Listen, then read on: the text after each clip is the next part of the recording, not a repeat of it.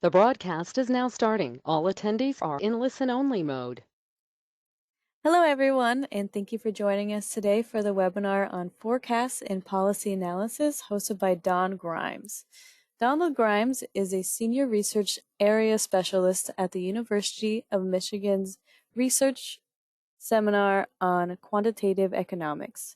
Don has been using the REMI model since 1983. This makes him the longest-running REMI user. I guess that probably also makes me the oldest REMI user.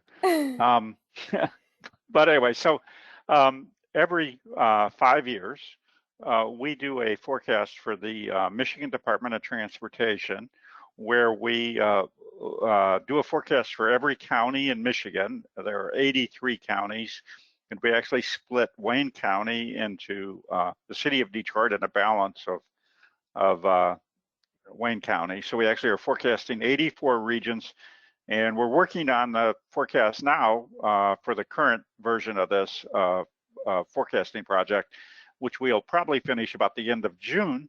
And we're going out through 2050, a little bit less than a REMI model, but 2050 is their target endpoint for MDOT. And so what I'm going to go through today is to look at the changes that we made with a particular focus on changes in the national REMI forecast. Most of the users are probably not as interested in what changes we needed to make for specific Michigan counties, but we'll talk about the national forecast here and what we did to achieve that. So if you go to the next slide. So again, how the preliminary forecast was generated. Next slide. Okay, so there's a couple of really important variables in the REMI model is national population and aggregate GDP.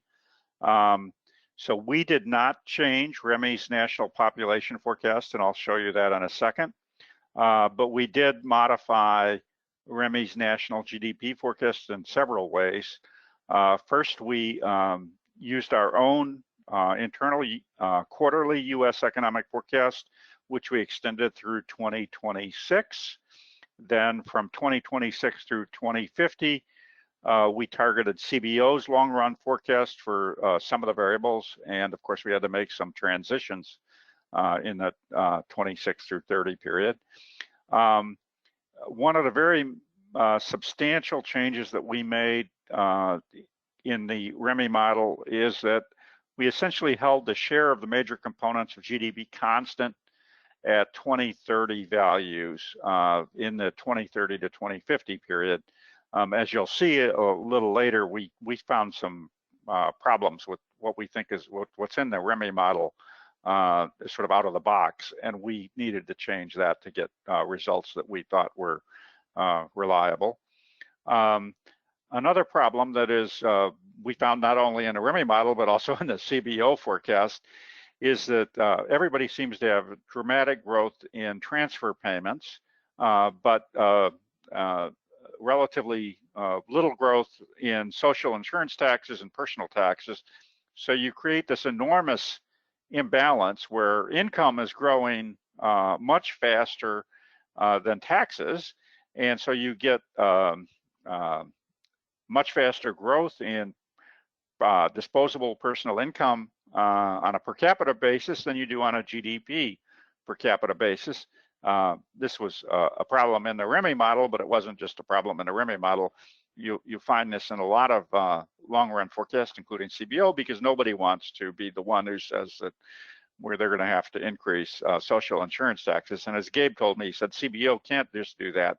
They actually have to stay with current law, and even if they don't believe it. Now, we actually did this change, but even because it's such a politically touchy subject, we actually even wanted to get MDOT's approval, and so they concurred that we should do what we think is a reasonable long-run forecast and not be constrained by the tax policy.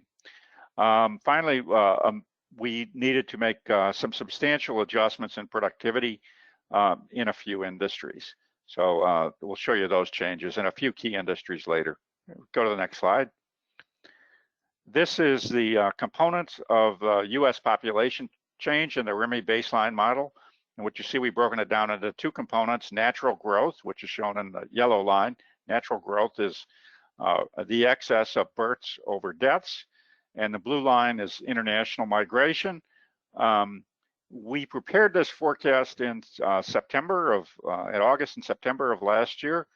And since then, the Census Bureau has estimated 2021 population estimates, which we didn't have at the time.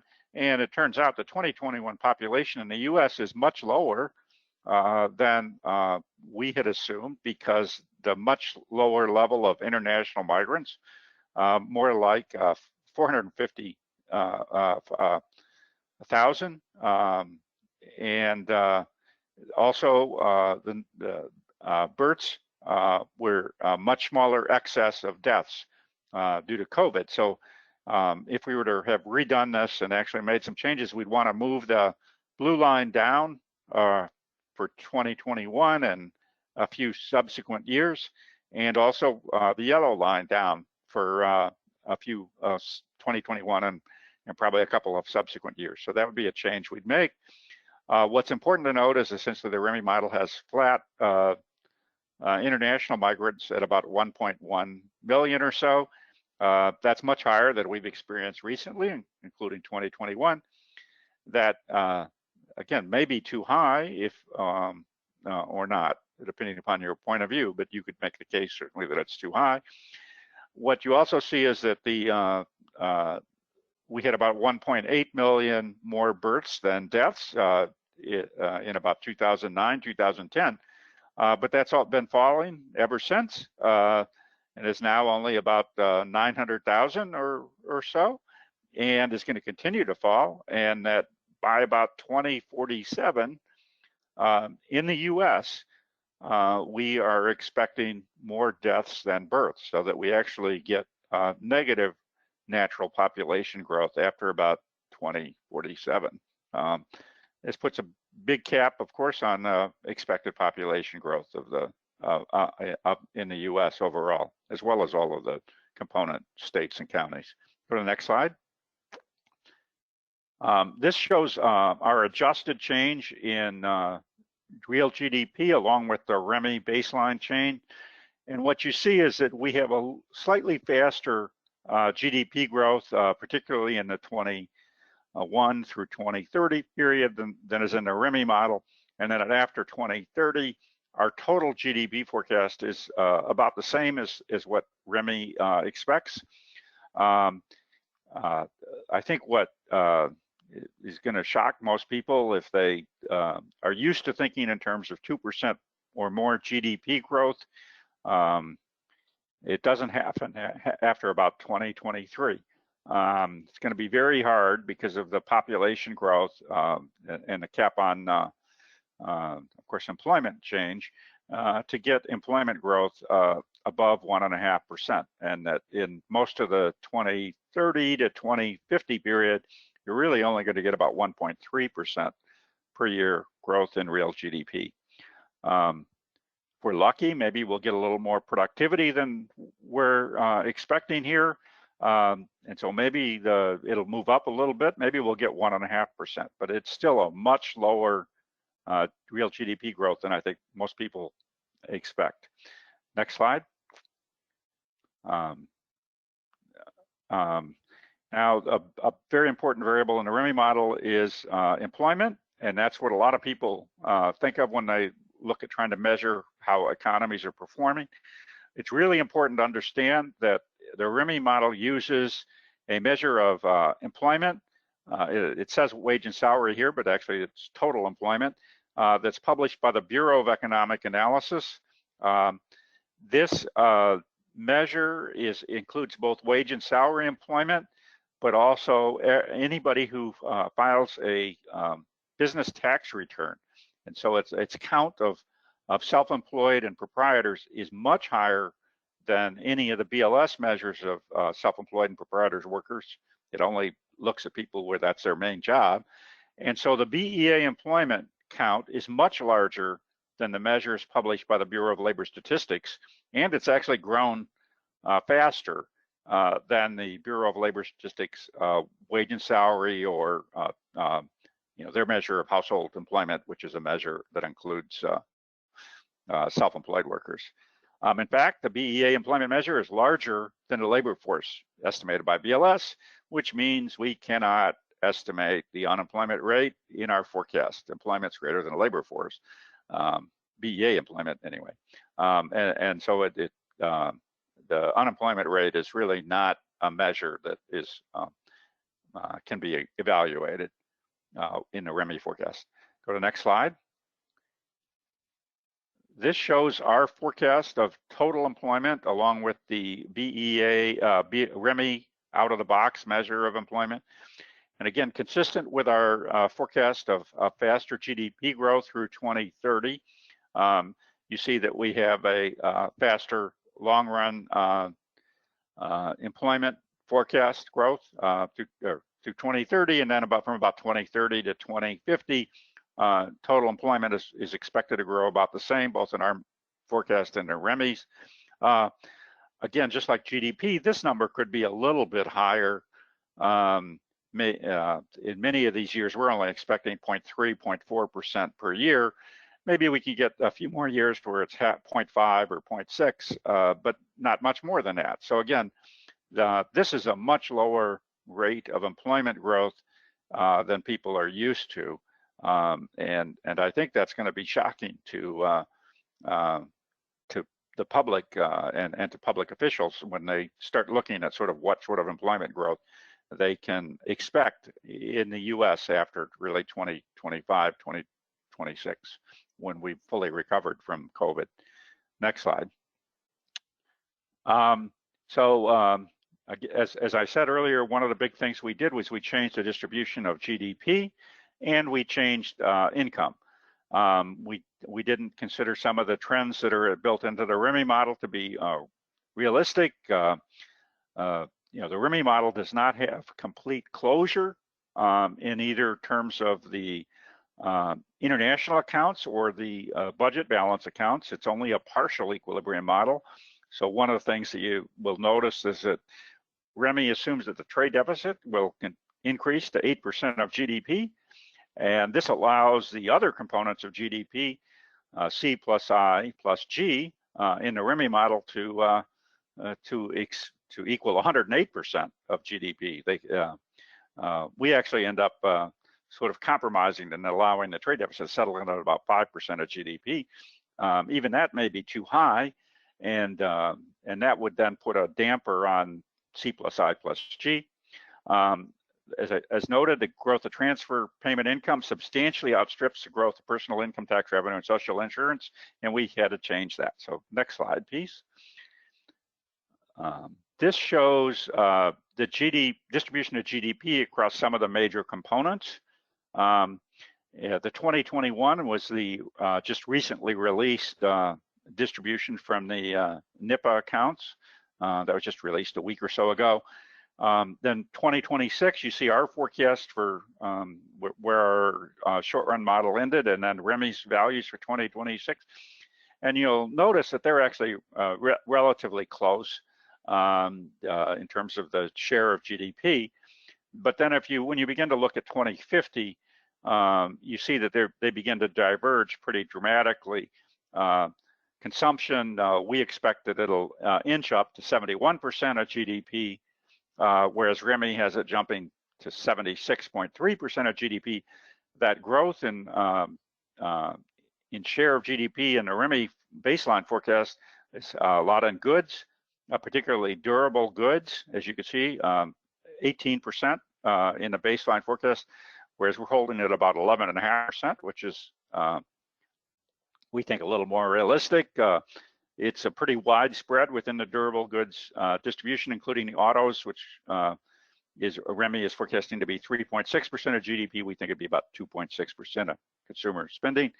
To counterbalance this increase in personal consumption expenditures and GDP, you can look at the bottom, you can see net exports. That's part of the big difference. It's about 3 points of GDP difference. But you can also see that The REMI model has the services share fall at 41.6%. We didn't think that it was reasonable to expect services share to fall so much, especially since we have an aging population. Residential construction also seemed pretty low to us in the REMI baseline. So we kicked that back up to about 3%.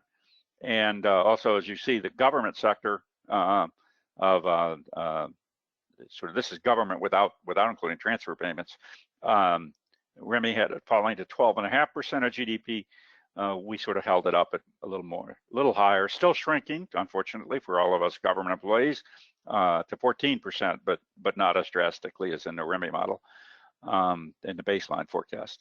And the next slide is shows what we changed in terms of social insurance, and this was just sort of the best way to sort of show you all of these changes at once. We slightly reduced transfer payment income, particularly focused on Medicare expenditure, and then we increased both personal taxes and social insurance taxes. These are in nominal dollars. So in real dollars, if you were looking at real dollars, the blue line would be, instead of increasing, as you see in real dollars, our forecast in the blue line would actually be declining slightly as you get towards 2050, but it would still remain positive, whereas the REMI model has essentially transfer payments greatly exceeding taxes. And we didn't think this was really possible, and it's not really possible, and it's going to be one of the things that the government's going to have to deal with going forward in the future. We're not going to be able to run the levels of deficits, and it was all implicit. There's no actual calculation of the federal budget deficit in the REMI model, but this would imply an enormous budget deficit, which we didn't think was possible. We'll still have a budget deficit in our forecast, but not as large as in the REMI model. Go to the next slide. So the other thing that we gave a lot of thought to and had a lot of discussions with people in terms of what we should do in terms of the big trends. And this is really important, and I think that people are going to have to think about this going forward. And when you're doing long run forecast, we do a short run forecast every 3 or 4 months for the state and the nation. These things don't really matter too much in terms of the short run forecast, but they really do in the long run forecast. So one of the big trends, of course, is e-commerce replacing bricks and mortar retail stores. We attempted to incorporate that in the forecast, as I'll show you. Electric vehicles replacing ICE combustion engines. That's going to happen. We did a lot of digging to try to come up with a reasonable forecast as to how quickly that's going to happen. Our baseline forecast is substantially slower than most of the news reports. We think it's going to take a while, and I'll show you some of that in a little bit. Of course, we do think that there's going to be a lot more construction activity for infrastructure for electrical vehicles. A lot of that shows up in the business investment sector that you saw. We considered but didn't do anything with respect to autonomous vehicles. But when that hits, it's probably going to have a lot of impact on the driver employment in transportation equipment, transportation, but we didn't do anything now. We couldn't come up with any good dates and how quickly that's going to go into effect. A lot of people asked us what we were thinking about climate change and how it's going to change the long run forecast. It's a very important issue, but we couldn't come up with anybody who could tell us how it's really going to change things, including international migration and domestic migration. And since we are not climate scientists, we couldn't really come up with those answers on our own, and we couldn't find any that we could incorporate. And of course, there were other things that people probably need to think about. But these are all very important things that anybody who's preparing a long-run forecast should really think about and to the best of your ability address. Let's go to the next slide.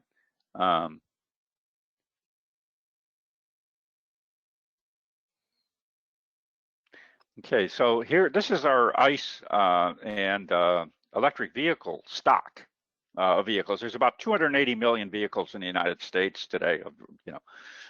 Almost 100% are ICE or partially ICE vehicles. And that we forecast based upon sort of the wearing out of vehicles, sort of the vehicles that sort of reach the end of their useful life, and then electric vehicles' share of new vehicle sales. And as I said, we were pretty conservative, I guess, in terms of how quickly electric vehicles will come in. We are expecting that electric vehicles will account for about 24% of new car sales in new vehicle sales in 2030, about 54% in 2040, and account for 100% of new vehicle sales in 2050. So that's what it gives you our distribution of new vehicle sales path. We could see that accelerating a little bit. Maybe you could get to 100% by 2045. We think it's going to be a lot slower than people talk about in the press. But even if you accelerate this process of adopting new vehicles, because the existing fleet of vehicles currently lasts between 18 and increasingly moving towards 20 years, the stock of vehicles is going to remain that vast majority of ICE vehicles until you get to about 2050, and then it'll be about 50-50 in the year 2050. Even if new vehicle sales are 100% electric vehicles, the stock of vehicles on the road will still be about 50% internal combustion and partially internal combustion engine vehicles. That has pretty profound effects on employment in a lot of the sectors that we look at. But we'll show you a couple of things first. Go to the next. Now, what you put in an estimate, or we changed the distribution of GDP, so we end up with a roughly the same level of GDP, and that REMI then converts that to using an input-output matrix to output by industry, and then REMI has a forecast of time series estimates of output per worker by industry. We did not change the input-output matrix that converts GDP to real output, but we did make some substantial changes to the productivity measure to generate employment forecasts that we thought were more consistent. Go to the next slide. So the first one we take a look at is autos, which is very important, of course, to Michigan. The baseline REMI forecast is shown in yellow. Our forecast is shown in blue. And as you could see, the REMI forecast seems unreasonably too high. In fact, that we get back to employment levels by 2050 that are higher than they were in the early 2000s. The reason that it's much higher is that they have a bigger share of GDP going to consumer expenditure on vehicles, but mostly because they have a relatively low productivity growth in auto sector, auto manufacturing. We have a smaller share at GDP, but also a faster productivity, although even our productivity growth is much lower than it was in the 2001 to 2019 period. We're about a percentage point below that. So this is an area actually where we think, even though our forecast is lower than the REMI baseline, it's quite possible that auto industry employment will be lower than this if we add even more productivity than our baseline forecast. And of course, if we get electric vehicles more quickly, how we would model that is we would increase productivity in the auto industry, so that because fewer parts jobs are needed in the auto industry. And again, the blue line would be even lower than we're forecasting now if ICE vehicles were phased out more quickly. Next slide. If you remember, I said that the REMI model had a very large increase in the share of consumer expenditure on goods. And that causes this sharp increase in, shown in the yellow line, in retail trade employment after 2030. We did not think that was realistic. So both the decline in share of GDP and also a slightly higher productivity growth causes employment in the retail sector to decline, not disappear, but we think this is a much more realistic forecast of retail trade employment. Next slide, please. This sort of next slide shows transportation and warehousing, where sort of getting the opposite effect. In this case, we're actually generating more jobs than is in the REMI baseline forecast. And again, this sort of accounts for the, we think, a little more of the shift that's happening towards warehousing and home delivery of retail stores. Go to the next slide. And so that sort of shows you what we sort of did to the national forecast, which is really drives everything that is happening at the local level. Now, you can go directly from the national forecast down to your county forecast if you want to, but we took a look at the aggregate. We had a forecast of the Michigan economy, which we had through 2026. And so we used that, our forecast of statewide forecast to start off the Michigan county forecast on a correct basis. Again, one of the things you have to do is if you're trying to adjust using other forecasters, you have to convert everything to a BEA basis. And then we actually use the BEA employment values for 2020. And so we only had to use our forecast from 21 to 26. And then when you run the forecast beyond 26, really the REMI model sort of takes over. The long run results are really driven by combination of local demographics and the US macro forecast. So a lot of the adjustments you make in terms of once you get past the national model, when you start looking at your statewide numbers or your county numbers, you're probably going to be mostly making adjustments in the first few years, and then the macro model of the U.S. economy and the local demographics are going to take over, really. So you go to the next slide. Now, I think one of the things when we present these forecasts, I think everybody wants to see higher numbers than what we are showing, higher in terms of population growth, higher in terms of employment, higher in terms of GDP growth. But there's a lot of constraints on these forecasts, locally as well as nationally. And the biggest constraint, of course, is that population is limited to natural growth, international migration, and domestic migration. And your local economy can't grow faster than the national economy unless you're getting population that's growing, that's stealing from somebody else, essentially. So the very significant constraint, of course, the population everywhere is aging, and that causes a very tight limit on the growth of the labor force. You go to the next slide. This shows the population components in Michigan in our forecast. The yellow line is the natural growth, and again, what you see is it's declining throughout history and then continues to decline in the forecast period. And in Michigan, natural growth goes negative after about 2040. The blue line is international migration, and again, as you see, it's flat basically once the REMI model allocates a certain share of international migrants to your state or local, and it remains pretty flat.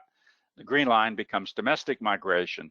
Now the spike in 2020 is that we targeted the 2020 census count, and in Michigan, the estimates that were embodied in the REMI model, which were really based upon the Census Bureau, population estimates in 2010 to 2019, were too low.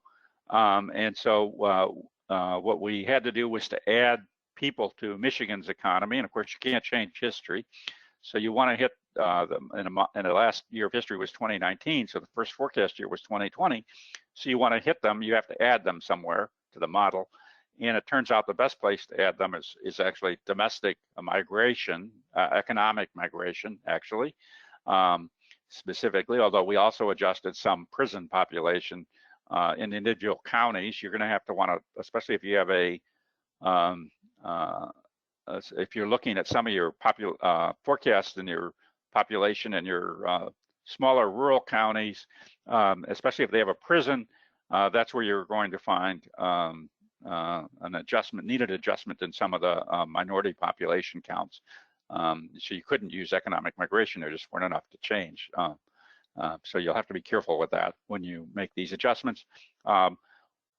We tried to make an adjustment to the retiree migration to account for some of this. We didn't know how to distribute it, but that doesn't work quite so well in the REMI model now. If you try to use any sort of aggregate, and basically wasn't really that important, but it's hopefully something they'll fix before we do this again, so we can make adjustments to the retiree population. One of the things that has happened since then, since we got these numbers again, is that we got the 2021 actual populations for the statewide, and a couple of very important things have happened. Is that as you see, we were forecasting international migration of about 22,000 in 21, and it turns out that the actual number in 21 was only about 5,000. So in the next round of adjustments we're going to be making for when we finalize it, we're going to try to incorporate this a much lower international migration. Turns out that there was also more deaths in Michigan in 21 than births. The number of deaths increased by about 20% in 21 compared to the REMI baseline forecast. Number of births declined by about 10%. All three of these changes, international migration, deaths, and births, we feel were really related to COVID. Again, it's something that I think that our forecast will need to incorporate, and hopefully if REMI works on their long-run forecast before they send out the next model, they may want to work on the population forecast, even at the US level for 21 and 22, 23 too, because they're going to be adversely affected by the COVID effect. That's something to keep in mind. Next slide. Just is to show you just how the population is in Michigan is aging. So these are all the counties, and if you look at the left most map, that's shows the share of the population 65 or older in 2020 in our estimates. You'll see the white counties where the population share is 17% or less, and you see that's in Wayne County on the far right, for those of you who don't know the state, and then Washington County, where Ann Arbor, and a lot of the other places are actually places that have a fairly large university, Kalamazoo, Ingham County, and so you had a young population, relatively young population in the state. Then you have a lot of also then 17 to 20%. That's sort of in the light green color. So in the southern part, northern Michigan has even in 2020 was pretty old, with some counties having more than a 30% of their population share in 65 and older. And you look at the 2050 map to your right. First thing is that there are no counties anymore that have less than 17% of their population in 65 and older, and actually very few of the light green counties that are between 17 and 20%. I guess maybe some good news for some of the counties is that essentially, or I don't know if it's good news or not, but the share that's over 30%, the number of counties shrinks drastically. It's actually pretty hard to sustain a population that has more than 30% over 65, because you have so many people pass on once they're over 65. So actually you sort of converge to something in the really between 20% and 30% of the population in most of the counties in Michigan. And that's probably going to be pretty true in most areas as well. So one last slide, I think, if I remember this correctly. Yes, at least one more. This shows the labor force participation rate by age group. What is happening is that there was a decline, as everybody knows, in between 2019 and 2020. We actually then have it inching up in 21, 22 a little bit, but then slowly falling through 2050. But actually, this is a pretty optimistic forecast for the labor force participation rate, because what you'll see is that the big cohort that's age 25 to 54, we actually get back to 2019 levels, 82.3% in 20. And for the younger cohorts, the labor force participation rate continues to fall, 16 to 24. As you can see, that's sort of a historical trend. High school and college students are less likely to be in the labor force. But these are pretty small numbers. That's a small population cohorts. And then in the older population, 55 and older, you see very large increases in the labor force participation rate pretty much across the board. And so we're going to be able to, the only way we can even get 59.9% of the population in the labor force is to have a very large increase in labor force participation rate among older workers. And even that results in a decline compared to 2020. And I think that's the end of my formal presentation. Yes. But I might be a little early, but I'd be happy to take some questions. Thank you, Don. That was a great presentation. As of right now, there are not any questions, but I will wait for another 5 minutes to see if there's any questions to come in.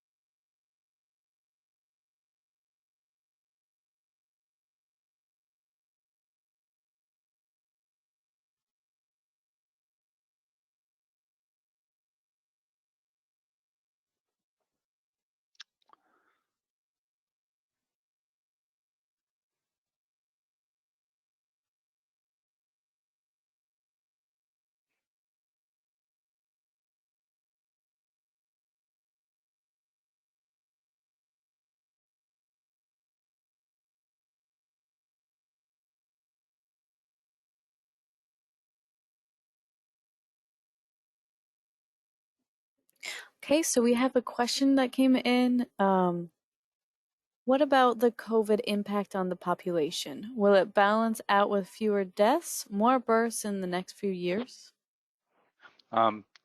We think that the births will lag. Clearly 21, the population count through 21 only goes through June of 2021, and COVID is still having an adverse effect on births in 21, second half of 21 and 22. We expect the continued decline in the births compared to the forecast. Again, also deaths in the second half of 21 and the first part of 22 are actually elevated. So we would expect that number to remain high. And so nationally, we'd expect still a much lower excess of births over deaths in 22 as well, and maybe phase out a little bit, inch up and get back, more to the trend line by 23. International migration, despite a lot of the concern about what's happening on the southern border, a lot of international migration is regular and legal, and that's just basically stopped happening in 2020 and 21. And that may pick up again. Actually, one of the debates is whether or not there'll be a catch-up phase in the international migration, after 23.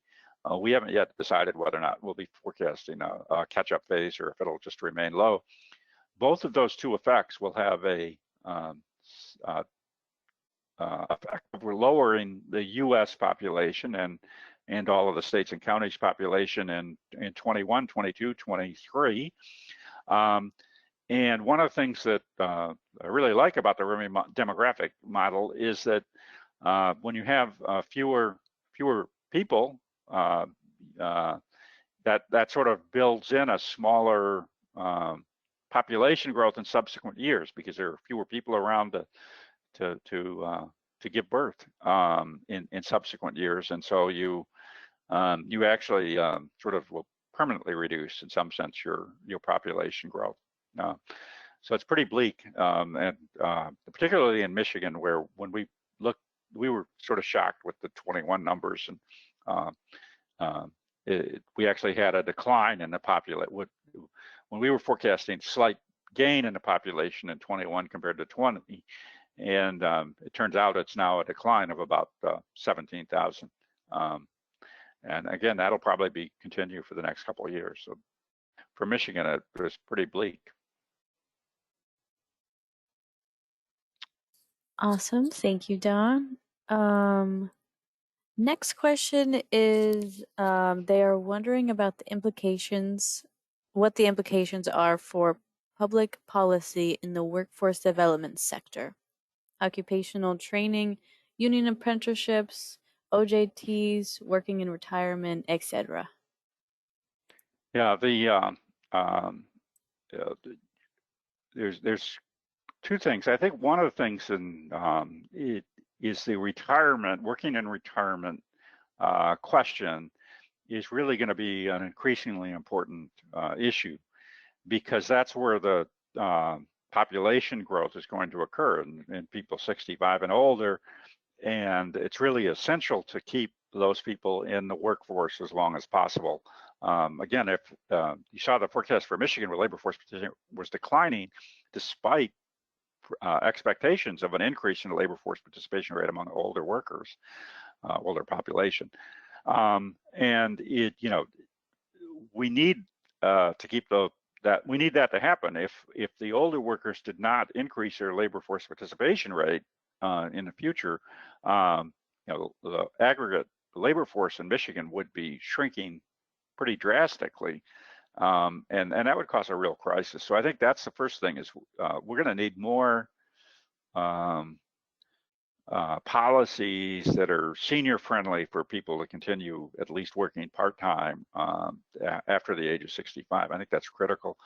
The second aspect of your question is that, again, because we can't really leave any of those younger workers out, we have to get as much labor force participation and productivity output out of everybody as we can. So I think that's where the the training aspect is, that we're going to have to make sure that that we leave no potential worker behind and out of the labor force. That's also going to be very important going forward. How we do that, I don't know, but I think that would be really a good thing to focus on, both those policy needs. Thank you, Don. Another question for you. How do you expect decision makers to engage with such models? Are there active collaborations you might be able to share with us? Yeah, in fact, when we presented these results, we presented the preliminary forecast to people from around the state of Michigan, and we then get feedback from them, and where the feedback is warranted, they have a lot more locally specific knowledge than we do about what's going on in their counties, and then we try to incorporate it. So we like to involve them in this entire forecasting process so that they sort of buy in, because again, one of the things that is, I think, really important for local officials to understand is the labor shortages. I mean, everybody now is aware that, well, we don't have enough potential workers. All sorts of businesses are concerned and are publicly complaining that they can't find any workers.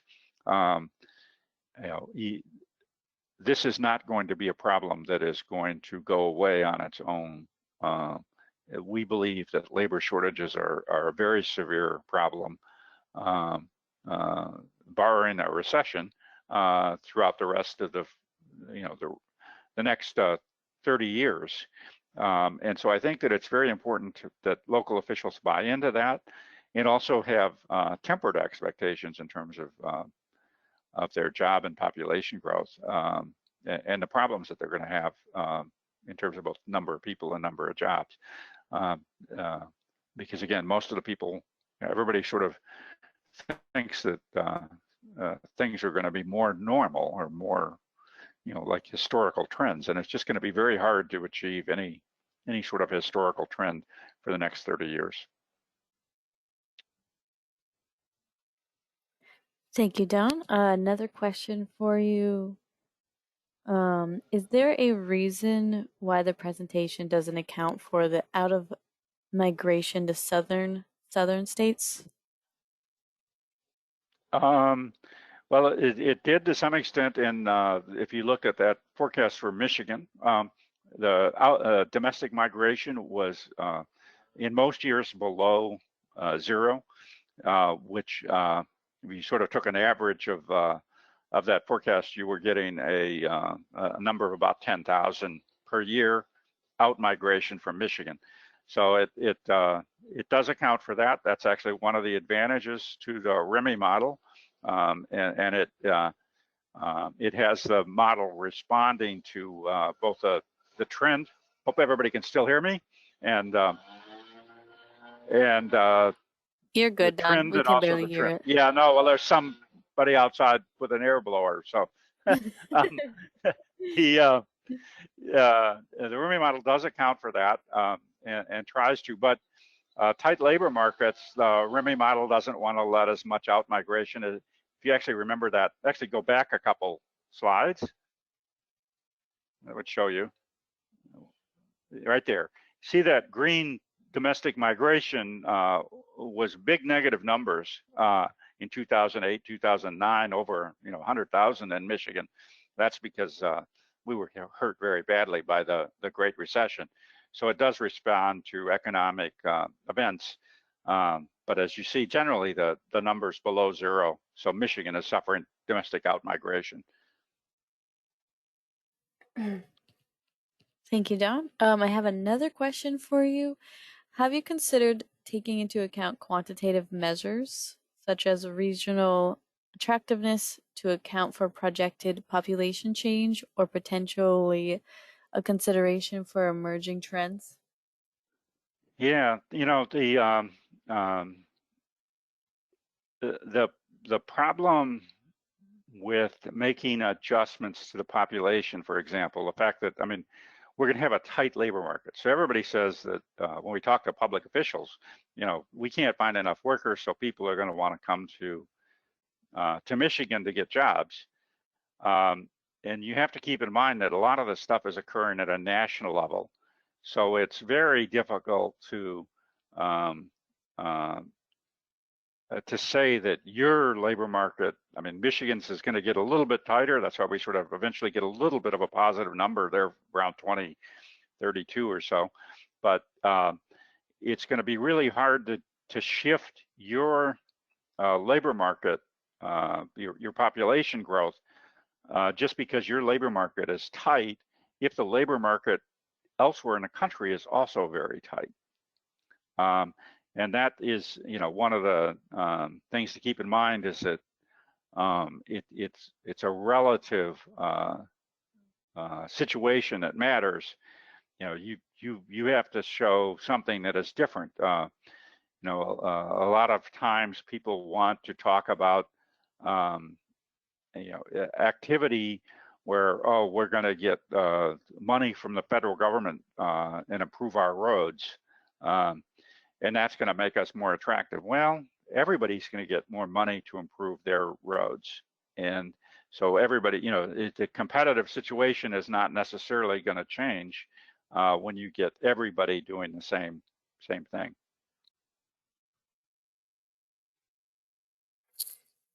Thank you, Don. Another question for you. From a microeconomic perspective, you've highlighted some long-term challenges for the economy. How would you summarize the outlook for the U.S. economy and/or Michigan's economy over the next 30 years? Growth, but much slower growth than people are used to. and certainly used to thinking about. I think that's one. And second, very tight labor market. And third, where you get into the political stuff that nobody's going to want to deal with, but at some point, we're going to have to deal with the fact that we're going to need higher taxes if we want to pay for this entitlement spending and Social Security and Medicare. Eventually, taxes will go up. Now, even when it goes up, we're still getting substantial growth in real disposable income per capita, but just not as fast as would happen without tax increases. So it's still going to, we're still going to be good, but somebody's going to eventually have to bite the bullet and say we're going to need tax increases to pay for those transfer payments. Thank you, Don. The next question is going to be geared towards one of these graphs. Let me just get it.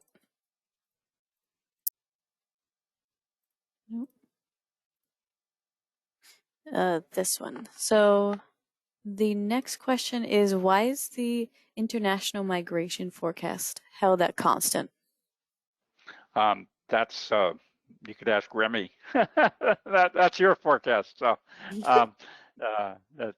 we just accepted that. Okay. And give me 1 second.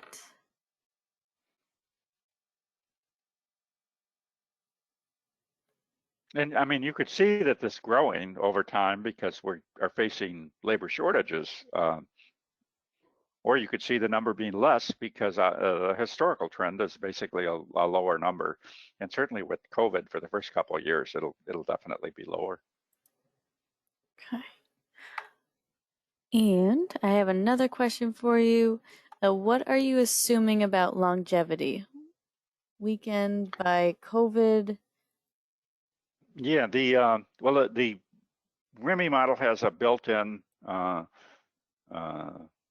I guess I don't know, survival rate by age, population, and I believe they use that from the Census Bureau, and I believe that this was certain that it was pre-COVID in terms of the survival rate by age. So again, we're just using the REMI numbers that is in their baseline forecast for the survival rate, and again. We do know that 2020, 21, and 22, 23 probably going to be a lower survival rate because of COVID.